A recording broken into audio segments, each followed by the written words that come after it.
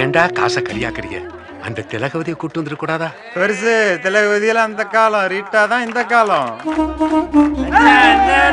நம்ம மேட்ரு கடல் கெண்டடா.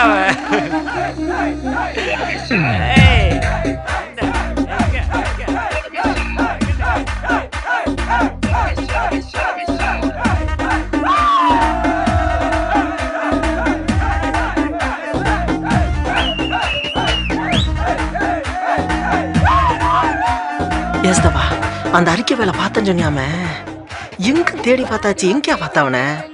இல்ல வேற யாரும் பார்த்து சொல்றியா? டேய், நான் என் கண்ணால பார்த்தேன்டா. நான் என்ன பொய்யா சொல்றேன்? வேற எங்கேயும் இல்ல, இந்த கூட்டத்துக்குள்ளதான் உட்காந்துருப்பேன். நல்லா தேடி பாருங்க, விட்டுறாதீடா. ஆமா, 7 மணில இருந்து இதே சொல்லிட்டு இருக்கு.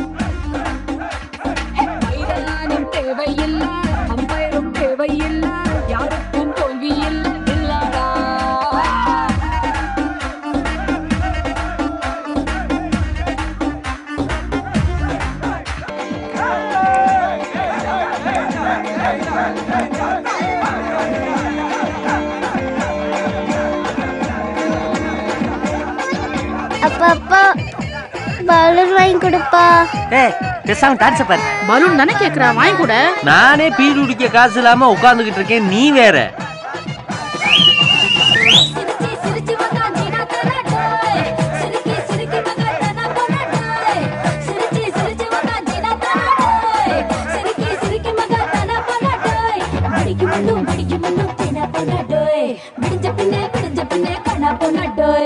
மஜா பஞ்சாயத்து ஊற விட்டு வந்ததுல இருந்து குடும்பத்தோட குதூகலமா இருக்கான். அவனை நிம்மதியா இருக்கவே விடக்கூடாது. ஒரு பேப்பரும் பேனாவை ஏற்பாடு பண்ணு. நீ ஏற்பாடு பண்ற, என்ன பண்றன்னு மட்டும் பாரு. என்னுடைய ஆட்டத்தை பாராட்டி ரூபாய் 200 அன்பளிப்பு அளித்த அன்பு அத்தான் பஞ்சாயத்து அவர்களுக்கு என் நெஞ்சார்ந்த நன்றிகள் தெரியும். எங்க இருக்கீங்க அத்தான்? சத்தியமா சொல்றேன்டி, நான் கொடுக்கவே இல்லை, என்ன நம்பு. எம்புட்டு புள்ள ஒரு பலூன் கேட்டா வாங்கி கொடுக்கறதுக்கு வக்கில்ல. அரகுல அரிசி வாங்க காசு இல்லாம அத்தை அல்லாடி நிக்க ஆட்டக்காரிக்கு 500 ரூபாயா? அறிவு கட்ட பஞ்சாயத்து. அவங்கதே இங்கனக்குள்ள எங்கேயோ உட்கார்ந்துருக்காங்க. ஓஹோ, அந்த ஆட்டக்காரிக்கு காசு கொடுக்கதான் பாரதி பையன் காதுக்குள்ள கதுக்கு சத்தியோ. அப்ப மரியாதை வீடு வந்து சேரு, உனக்கு இருக்கு. நீ வாடி, நான் உனக்கு வாங்கி தரேன். 200 ரூபா காசு இல்ல, அக்கில பார்க்காம கோர்ட்டுக்கு போகாம எனக்கு டைவர்ஸ் வாங்கி கொடுத்துட்டாங்க.